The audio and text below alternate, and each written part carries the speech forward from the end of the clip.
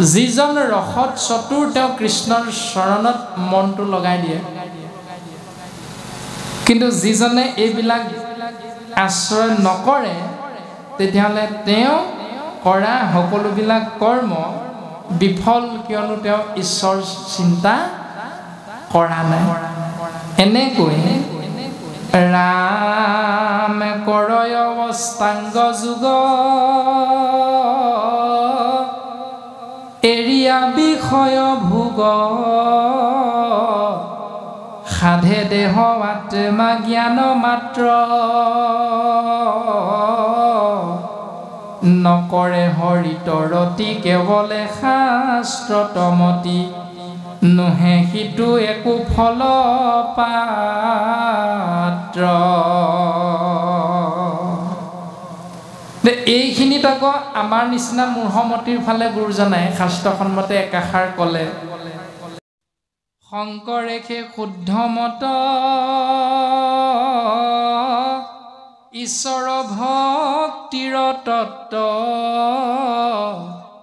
প্ৰচাৰিলা শাস্ত্ৰসাৰ জানি ইহাংকন জানি মোৰহে জীৱিকাৰ অৰ্থে ফুৰে ও আপোনাৰ মহত্ব খানি অৰ্থাৎ কৰয় অষ্টাংগ যোগ ধ্যান ধাৰণা প্ৰত্যাহাৰ সমাধি যম নিয়ম আসন প্ৰাণায়াম এনেকৈ অষ্টাংগ যোগ সিদ্ধি লাভৰ বাবে আশ্ৰয় কৰে আৰু এৰি দিয়ে বিষয় ভোগ তাৰ পাছত হৰিত কিন্তু ভক্তি নকৰে কেৱলে শাস্ত্ৰতমতি নোহে সিটো একো ফলপাত্ৰ ভাগৱত পঢ়ি ভাল লাগে পঢ়ি আছো আৰু ইয়াৰ এটা নিয়মো ঘৰত পালন নকৰো যদিহে এইটো আমাৰ দৰে ব্যক্তিসকলৰ মূঢ়মতিৰ আচৰণ হয় তেতিয়াহ'লে তেওঁৰো কোনো লাভ নহয় বুলি কৈছে আপোনালোকক এতিয়া দায়িত্ব পালন কৰি আমি কৃষ্ণ কথা কৈ আছো এইটো কৰিব লাগে এইটো কৰিব নালাগে কিন্তু প্ৰাণজিত নামৰ শৰীৰটো গৃহলৈ যেতিয়া আপোনালোক যাব ইয়াৰ পৰা তেতিয়া যদি গৃহত এই নিয়মবিলাকৰ এটাও দেখা নাপায় তেতিয়াহ'লে আমাৰো শাস্ত্ৰ পঢ়ি পঢ়ি একো লাভ নহয় বুলি শাস্ত্ৰই সিদ্ধান্ত দিছে সেইকাৰণে পঢ়িবা যিটো কবা যিটো ইন্দ্ৰিয়বিলাকৰ দ্বাৰা পালন কৰিবা সেইটো যদি কৈছা এটা পালন কৰিছা অন্য এটা তেতিয়াহ'লে দুমুখীয়া নীতিৰে ঈশ্বৰৰ কৃপাধন্য হ'ব নোৱাৰে এই দৰ্শনটো কৈছে এতিয়া শাস্ত্ৰ পঢ়িবৰ বাবে আজ্ঞা কৰিলে শ্ৰৱণ কীৰ্তন মহাভক্তি আশ্ৰয় কৰি জীৱন ধন্য কৰাৰ প্ৰয়াস আৰু আমাকো সৌভাগ্যৱন্ত কৰিলে বুবুলি দেওৰাজা বাপজনাই এতিয়া শিৱসাগৰৰ পৰা আহিলোঁ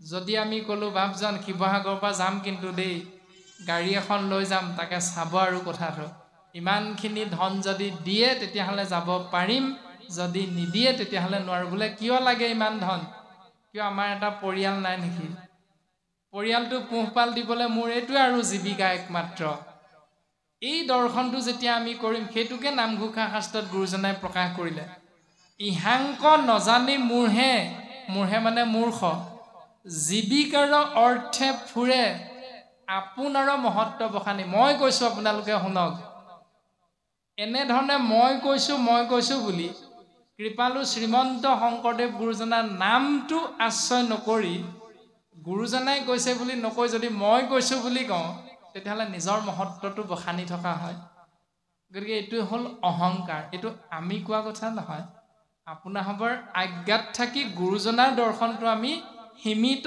জ্ঞানেৰে আলোচনাহে কৰা হৈছে গতিকে ইয়াত ভুল ত্ৰুটি ৰৈ যোৱাটো স্বাভাৱিক গতিকে ভুল ত্ৰুটিখিনি আপোনাৰ মহন্তই নিজৰে সন্তান ভাবি দাসৰ দাস ভাবি চৰণ কমলত সমস্ত অপৰাধ ভঞ্জন কৰি এক কণিকা ঠাই দিব এইটো হ'ল শাস্ত্ৰৰ উপদেশ আৰু দেৱঋষি নাৰদেও এই দৰ্শনটোকে প্ৰকাশ কৰিছে ৰাম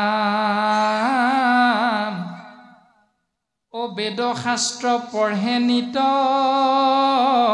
নাহি মাধৱত চিত্ত ভোজনীৰ নাম মাত্ৰ লয়ে সন্যাসী হৈ যায় ভকতিৰ গোন্ধ নাই নিৰৰ্থক দণ্ড মাত্ৰ বৱে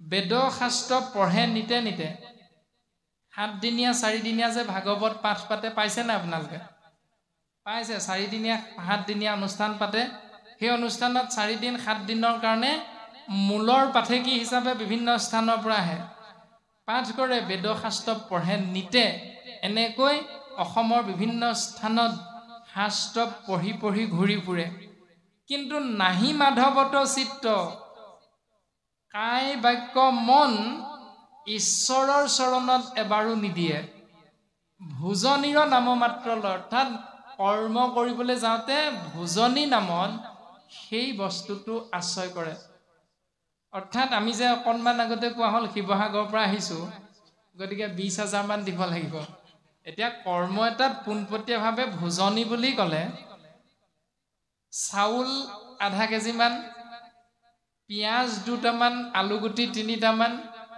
মিঠাতেলৰ সৰু পেকেট এটা নিমখৰ পেকেট এটা কেৰি বেগত ভৰাই নামাচাৰ্যজন পাঠকজনক দি পঠিওৱা সেই ব্যৱস্থাটো হ'ল স্বাভাৱিকতে ভোজনী কিন্তু আমাক আজি সেউকীয়ে সেইটো নিদিয়ে আমাক কি দিব মহাত্মা গান্ধী মাৰ্কাৰ লগা কিবা এটা অৰিহণা দিব আৰু সেই অৰিহণাটো তেতিয়াই শাস্ত্ৰই ভোজনী বুলি কৈছে যেতিয়াই আমি চুক্তিবদ্ধ হ'ম যে শিৱসাগৰৰ পৰা আহিছো 20,000 দিবই লাগিব তেতিয়াহে যাম এই বুলি যদি চুক্তি কৰোঁ তেতিয়া শাস্ত্ৰই কৈছে সেইটো ভোজনী তেনেকৈ যদি আমি ঘূৰি ফুৰো ইঠাইৰ পৰা সিঠাই লৈ তেতিয়াহ'লে তোমাৰ স্বভাৱটো সন্যাসীৰ দৰে হ'ল ঘৰ বাৰী এৰিলা ল'ৰা ছোৱালী চিন্তা এৰিলা এনেকৈ ভকতৰ মাজত ঘূৰি ফুৰিছা পইচা পাইছা লোভটো বাঢ়ি বাঢ়ি গৈ আছে ভকতিৰ গোন্ধ নাই পইচা পালেই হ'ল আৰু অনুষ্ঠান 1 ঘণ্টামান কৰিব লাগে যাব লাগে ৰাইজে কি বুজে নুবুজে সেইটো ৰাইজৰ কথা আৰু গতিকে দায়িত্ব পাইছোঁ কথাখিনি ক'ব লাগে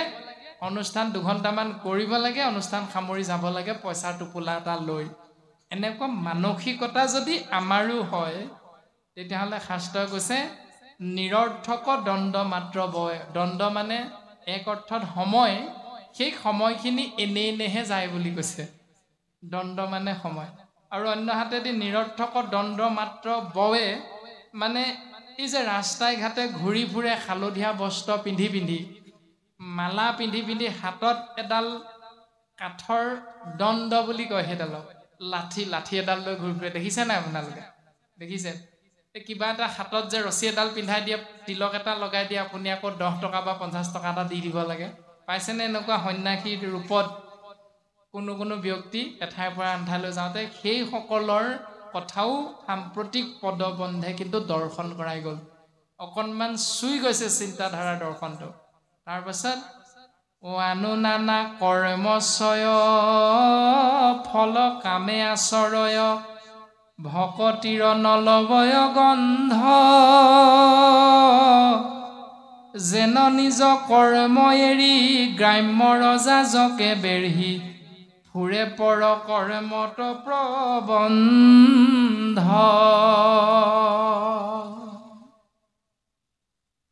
এনেকৈ বিভিন্ন কৰ্ম কৰে তাত যোগ হৈ থাকে ফল বাঞ্ছা ভকতিৰ নলবয় গন্ধ যে ঈশ্বৰ সেৱা কৰিলে জীৱৰ পৰম গতি হয় এইটো শাস্ত্ৰই কৈছে এই কথাটোলে বৰ মন কাণ নিদিয়ে তাৰ বিপৰীতে কি কৰে দেউতা মৰিল জন্ম দিয়া মা মৰিল গতিকে পিতৃ মাতৃ স্বাৰ্থৰ কথা চিন্তা কৰি চুমহীয়া বছৰিকা দিনাহে ভকতৰ সংগটো বিচাৰে এইটো স্বাভাৱিকতে স্বাৰ্থপৰ ভক্তি এই ভক্তিটো কৰিলে যে সদায় জীৱৰ মংগল হয় এইটো যে স্বধৰ্ম জীৱৰ এইটো ভাবিবলৈ সময় নাই যে যান্ত্ৰিকতাৰ যুগ ঈশ্বৰ চিন্তা কৰিবলৈ সময় নাই হৰণ ভজন লোৱা নাই এতিয়াই বয়স হোৱা নাই সেইকাৰণে গুৰুগৃহ নিৰ্মাণ কৰিবলৈ ভয় লাগে আসন পাতি ঈশ্বৰক চিন্তা কৰিবলৈ ভয় লাগে যিহেতু বয়সো হোৱা নাই গতিকে এইবিলাক এতিয়া নকৰোঁ, বয়স হ'লে মানে এনেও কৰিব পাৰিম। চাকৰিৰ পৰা ৰিটায়াৰ হোৱাৰ পাছত, অৱসৰ লোৱাৰ পাছত এনেও কৰিম, এতিয়ানো কেলে কৰিব লাগে। প্ৰশ্ন হ'ল, অৱসৰ লোৱালৈকে জীয়াই থাকিবা নাই, গেৰাণ্টি আছে নাই? অৱসৰ লোৱা দিনটোলৈকে জীয়াই থাকিম নে নাই তাৰতো গেৰাণ্টি কোনেও দিব নোৱাৰোঁ। সেইকাৰণে শাস্ত্ৰই কৈছে, যেতিয়াই বুজি পাইছা তেতিয়াই তুমি ভক্তি আশ্ৰয় কৰিবলৈ চিন্তা কৰা, চেষ্টা কৰা। যদি নকৰা তেতিয়াহ'লে গাঁৱে গাঁৱে সময়ে সময়ে এই পিতৃ মাতৃ পৰলোকগামী হোৱাৰ বাবেহে তিথিৰ মূৰত পানী চলো বুলি চিন্তা কৰি সেইদিনাহে কৃষ্ণ কৃষ্ণ হৰি হৰি বিষ্ণু বিষ্ণু ৰাম ৰাম, তাকো ভোজনীটোৰ আশাতহে। গতিকে এনেকুৱা চিন্তাই হ'ল শাস্ত্ৰৰ বিপৰীতমুখী চিন্তা, জীৱনৰ বিফলতা বুলি কৈছে। এতিয়া সেইখিনি যদি আমি কৰিছোঁ, এতিয়া কালিলৈৰ পৰা চিন্তা কৰিব লাগে আৰু এৰিবৰ কাৰণে। আৰু যদি এইখিনি নকৰি বুবুলি দেওৰাজা বাপজনৰ নিচিনাকৈ চিন্তা কৰিহে জীৱন আশ্ৰয় কৰিছোঁ, তেতিয়াহ'লে তাত আৰু অকণমান সুদৃঢ় বিশ্বাস কৰি আমি সেইটো পালন কৰিবলৈ চেষ্টা কৰিব লাগে। এয়াই হ'ল শাস্ত্ৰৰ উপদেশ আমি সমস্ত জনা কলিৰ মলমতি মনুষ্যৰ প্ৰতি। ৰাম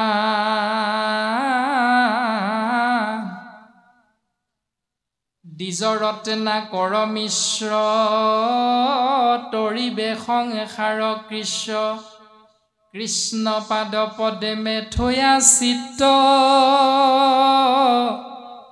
যেন কুঁহিয়াৰ চিনি মহাযত্ন কৰি আনি, দধি কমঠীয়া যেন ঘৃত। ৰামে চতুৰ্থ স্কনে ধৰ পদ, বিৰচিলো সভাসদ, শুনা প্ৰচেত সৰ চৰিত্ৰ, মাধৱৰ গুণগণ আছে আত বিতুপন, মহা মহা তীৰ্থটো পবিত্ৰ। চতুৰ্থ স্কন্ধৰ পদত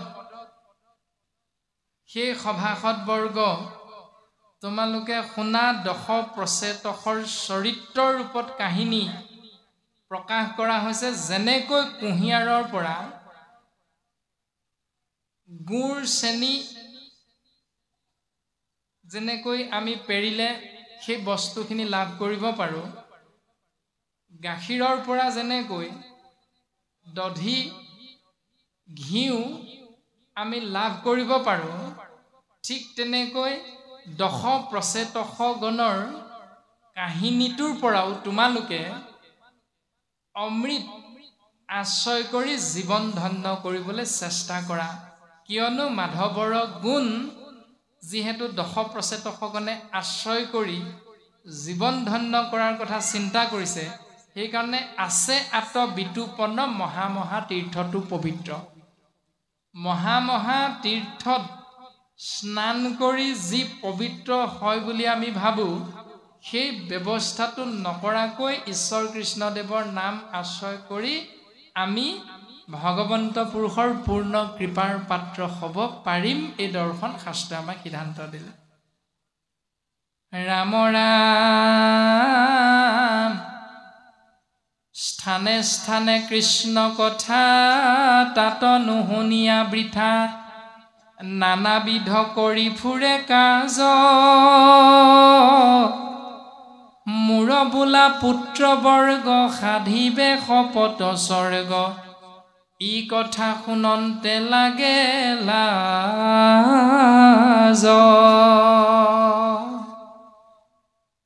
উপজিলা একেশ্বৰ পাছে ভৈলা বাৰী ঘৰ, কাহাক সংগত নিবা মৰি,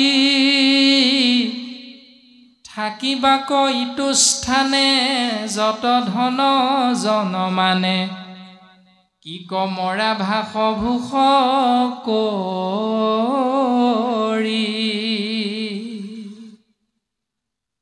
স্থানে স্থানে কৃষ্ণ কথা, তাত নুশুনিয়া বৃথা, নানাবিধ কৰি ফুৰে কাজ। যি স্থানলৈকে গৈছা তাত কৃষ্ণ কথা শুনিবলৈ যত্নপৰ যদি নাই হোৱা, কৃষ্ণ কথা শুনিবলৈ সৌভাগ্যৱন্ত হৈও যদি আশ্ৰয় নাই কৰা, তেতিয়াহ'লে মূৰ বোলা পুত্ৰবৰ্গ সাধিবে শপত স্বৰ্গ, ই কথা শুনন্তে লাগে লাজ। মোৰ ল'ৰা যে, মই বাপেক যিহেতু ডাক্তৰ, মই দেউতাক যিহেতু শিক্ষক, চাবা এদিন মোৰ ল'ৰাটোও শিক্ষক হ'ব ডাঙৰ হৈ। এই বুলি যে গাঁৱে গাঁৱে কৈ ফুৰো, ল'ৰাটোৱে কি পঢ়িছে কি নপঢ়িছে কোনোদিন, ল'ৰাটোৱে কি পঢ়িছে কি নপঢ়িছে কোনোদিন আমি পিতৃ হিচাপে চাবলৈ যত্ন কৰা নাই, চেষ্টা কৰা নাই। ল'ৰাটোৱে যদি শিক্ষকৰ সন্তান হৈ ল'ৰাটোৱে যদি সন্ধিয়া সময়ত পঢ়াৰ বিপৰীতে এই চাৰিআলিৰ চুকত ধিমিক ধামাককে জ্বলি থকা লাইটৰ পোহৰত এই পনীয়া গিলাচটোৰ মাজত ডুবি থকা সেই ব্যৱস্থাটো আশ্ৰয় কৰিহে ভাল পায়, তেতিয়াহ'লে শিক্ষক হিচাপে গাঁৱে গাঁৱে অঞ্চলে অঞ্চলে কৈ ফুৰিলেই ডাক্তৰ হৈ যাব নেকি ল'ৰাটো? নিশ্চয় নহয়। দেউতাক শিক্ষক হ'ল কাৰণে দেউতাকে শিক্ষক হ'ব বুলি হাজাৰজনৰ আগত কৈ থাকিলে সন্তানটো শিক্ষক হৈ যাব নেকি? নিশ্চয় নহয়। সেই কথাটোকে কৈছে, মূৰ বোলা পুত্ৰবৰ্গ সাধিবে শপত স্বৰ্গ, ই কথা শুনন্তে লাগে লাজ। চাবা মোৰ ল'ৰাটো এদিন শিক্ষক হ'ব, এনেকুৱা কথাবিলাক যদি কৈ থাকো, ল'ৰাটোক যদি কোনোদিন কি পঢ়িছে কি নপঢ়িছে, কি খাইছে, ক'ত গৈছে ক'ত নগৈছে, এইবিলাক যদি কোনোদিন নাচাওঁ চকুৰে, তত্বাৱধান নলওঁ, তেতিয়াহ'লে কৈ ফুৰাটোৱে হ'ল লাজৰ কথা। কাৰণ লাজটো এদিন পাম। কোনদিনা? যিদিনা মেট্ৰিকত ফেইল কৰিব। দেউতাকে বৰ কৈ ফুৰিছিলে দেখোন এদিন ল'ৰাটো শিক্ষক হ'ব বুলি। কাৰ ল'ৰা? মোৰ ল'ৰা। সেয়া দেখিলা নাই, মেট্ৰিকতে ফেইলেই কৰিলে। লাজটো কোনে বুটলি ল'লো? নিজে নিজে বুটলি ল'লো। সেই দৰ্শনটোকে ভাগৱতে আমাক প্ৰকাশ কৰিছে। উপজিলা একেশ্বৰে, যিহেতু আহিছিলা অকলহৰে, একেশ্বৰ মানে অকলহৰে, পাছে ভৈলা বাৰী ঘৰ, তাৰ পাছতহে জন্ম হওঁতে আমি কি কৰিছিলো? অকলহৰে আহিছিলো। মাতৃ গৰ্ভৰ পৰা যেতিয়া আহিছিলো, লগত মেখেলা চাদৰ লং পেণ্ট চাৰ্ট পিন্ধি আহিছিলো নাই অহা? কাপোৰ কানি লগত লৈ অহা নাই ন? সুদা গাৰে আহিছিলো মাতৃ গৰ্ভৰ পৰা আহোঁতে। সেইকাৰণে কৈছে উপজিলা একেশ্বৰে, আহিছিলা অকলহৰে, পাছে ভৈলা বাৰী ঘৰ। এই ঘৰ বাৰী সা সম্পত্তি পাছতহে, মাজতহে পাইছো। কিক মৰা ভাস ভূষ কৰি, কাহাক সংগত নিবা মৰি। যাওঁতে অকলহৰে যামগে, লগততো কাকো লৈ নাযাওঁ। আহোঁতে অকলে আহিলো, যাওঁতে অকলে যাম। মোৰ মাটি, মোৰ বাৰী, মোৰ গাড়ী, মোৰ ধন, মোৰ সম্পত্তি, এইবোৰ মাজতহে হ'ল। মাজত পোৱাবিলাকে সঁচা বুলি ভাবি যদি সত্য বস্তু ঈশ্বৰ সেৱালে পিঠি দিওঁ, তেতিয়াহ'লে সেইজনেই আওমৰণে মৰা বুলি কৈছে। আমি দৰ্শন কৰিলে পাম, জন্ম দিলে আমাক আনে। আনে জন্ম দিয়া নাইনে? আনে জন্ম দিছে। নামটো দিলে আনে। নামটো কোনে দিছে? দেউতাকে বা বৰমাকে বা বৰদেউতাকে কোনোবাহে নামটো দিছে আমাৰ। নিজেতো নামটো লৈ অহা নাই জন্মতে। জন্ম দিলে আনে, নামটো দিলে আনে, জ্ঞান লাভ কৰিবলৈ গ'লো, শিক্ষাটো দিলে আনে, বিয়া পাতিলো আনক, সম্পত্তি ঘটিলো আনৰ, নিজৰটো নহয়। আমি ইতিমধ্যে কোৱা হৈছে শাস্ত্ৰসন্মতে, দুখ কৰি ধনধান আৰ্যে যত, মানে মোৰ মোৰ বুলি নিজলে আৰ্জি থাকোতে কৃষ্ণে এৰি লাতে তাংক খাইবে হবে আনে। গতিকে নিজৰ বুলি উপাৰ্জন কৰোঁতে আনেহে খাব। এটাও যেতিয়া নিজৰে নহয়, তেতিয়াহ'লে নিজৰনো কি? মৰিলেও লাগনেৰে প্ৰাণবন্ধু কৃষ্ণ, আত্মা ঈশ্বৰ জীৱৰ পৰম বন্ধু বুলি কৈছে। মৰিলেও সি লগ এৰি নিদিয়ে। গতিকে সেই আত্মা ঈশ্বৰক চিন্তা কৰি জীৱন আগবঢ়াই নিয়াটোৱে হ'ল শাস্ত্ৰৰ সিদ্ধান্ত। যিগৰাকী কন্যাক ভাল পালো, তোমাক নাপালে মই মৰি যাম বুলি ক'লো, সেইগৰাকী কন্যাক বিয়া পতাৰ পাছত সন্তান এটি জন্ম হ'লে পত্নী গুলিমাৰ সন্তানটোহে বেছি মৰমৰ হৈ যায়। কিন্তু সেইগৰাকী পত্নীকে এদিন নাপালে মৰি যাম বুলি একেবাৰে কান্দি কাটি মুঠতে অৱস্থা নাই আৰু। এদিন যিটো সন্তানক অতীব মৰমৰ বুলি তেজক পানী কৰি সাৰক মাটি কৰি ধন সম্পত্তি ঘটিলো সেই সন্তানটোৱে শিক্ষা দীক্ষাৰে শিক্ষিত হৈ চাকৰি এটা পায় যেতিয়া ছোৱালী এজনী ভুৰুংকানি ঘৰত ভৰাই দিব সেইদিনা সেইজন পুত্ৰৰ সেই অপকৰ্মটোৰ বাবে গাঁৱত আকৌ মুখখন উলিয়াবলৈ লাজ লাগিব কেলে কাৰণ আমাৰ ল'ৰাটোৱে অজাতি ছোৱালী এজনী আনিলে সেইকাৰণে কি হ'ব এতিয়া ছোৱালী এজনী শিক্ষা দীক্ষাৰে শিক্ষিত হৈ যেতিয়া ভুৰুংকে মাক দেউতাকক নোকোৱাকৈ বেলেগ ল'ৰা এটালৈ পলাই গুচি যাব তেতিয়া বহুত মাক দেউতাক আছে মৰিল বুলি চৰুহাৰি ধুই দিয়ে আছে নাই বাৰু এনেকুৱা মাক দেউতাক আছে কিন্তু এবছৰ নহওঁতে বা এটি নাতি হোৱাৰ খবৰটো পোৱাৰ লগে লগে নাতিৰ মুখ দেখিবলৈ খাবিয়াস কৰি আকৌ সেইজনী ছোৱালীক চপাই লয় এইবিলাক কৰ্ম আমাৰ সমাজত হৈ থাকে প্ৰায় শাস্ত্ৰই সেইখিনি কথাকে আমাক কৈ আছে যে সেই সন্তানটোৱে কন্যাগৰাকী আনি যেতিয়া পিতৃয়ে ভাবিছিল বোৱাৰীৰ হাতেৰে এসাঁজ খাম বোৱাৰীয়ে চাহকণ মুখৰ আগত দিব কিন্তু সন্তানটোৱে বোৱাৰীক চাকৰি জেগালৈ যেতিয়া লৈ যাব ইয়াত বুঢ়াই অকলে অকলে ভাত পানী কেকু জেকুকে ৰন্ধন কৰি মৰ আৰু এতিয়া কিন্তু সেইটো সন্তানৰ সুখ্যাতিৰে মেট্ৰিকত উত্তীৰ্ণ হোৱাৰ সেই গৌৰৱত গৌৰৱান্বিত হৈছিল মোৰ ল'ৰা মেট্ৰিকত ষ্টেণ্ড কৰিছে আমুকৰ ল'ৰা ক'ত পাছ কৰিব অহংকাৰ এটা হ'লেই না কিন্তু সেই ল'ৰাই যেতিয়া চাকৰি কৰি বোৱাৰীয়েকক যেতিয়া চাকৰি জেগালৈ লৈ যাব তেতিয়া যিজন দেউতাকে অহংকাৰ কৰিছিল সন্তানটোৰ বাবে সেইজন দেউতাকে সেই সন্তানৰ বাবে এদিন আকৌ দুখ কৰিব লগা হয় এইবিলাক ক্ষণস্থায়ী তাৰমানে এইবিলাকক ভাবি সঁচা বুলি সত্য বস্তু ঈশ্বৰ সেৱালে পিঠি নিদিবৰ বাবে বাৰে বাৰে আমাক উপদেশ প্ৰদান কৰি আছে গতিকে থাকিবাক ইটো স্থানে যত ধন জনমানে কিক মৰা ভাষ ভূষ কৰি এইবিলাকৰ কাৰণে সময় খৰচ নকৰি ঈশ্বৰ চিন্তাত বেছিকে সময় খৰচ কৰিবলৈ শাস্ত্ৰই উপদেশ প্ৰদান কৰিছে যেনেকৈ চাউল আখে তুষ খুন্দা পজলা নিয়াৰ বুন্দা ৰাতি দিনে ভেচা ভেচ কৰি বৈৱস্বত দুটগণে সকলে কৰিবে চন্ন জানি জানতে বোলা হৰি হৰি চাউল আখে তুষ খুন্দা মানে ধান খুন্দিলেহে চাউলটো পাম সেইটো সকলোৱে জানো কিন্তু চাউল বিচাৰি যদি পতানখিনি মিলত দিওঁগে চাউল পাম নে নেপাম পতান খুন্দিলে কেতিয়াও চাউল নেপাওঁ সেইটোকে কৈছে চাউল আখে তুষ খুন্দা চাউলৰ আশাত পতানবিলাকক খুন্দি থাকিলে পতানৰ পৰা বা ধানৰ পৰা যিহেতু তুঁহৰহে উৎপত্তি হয়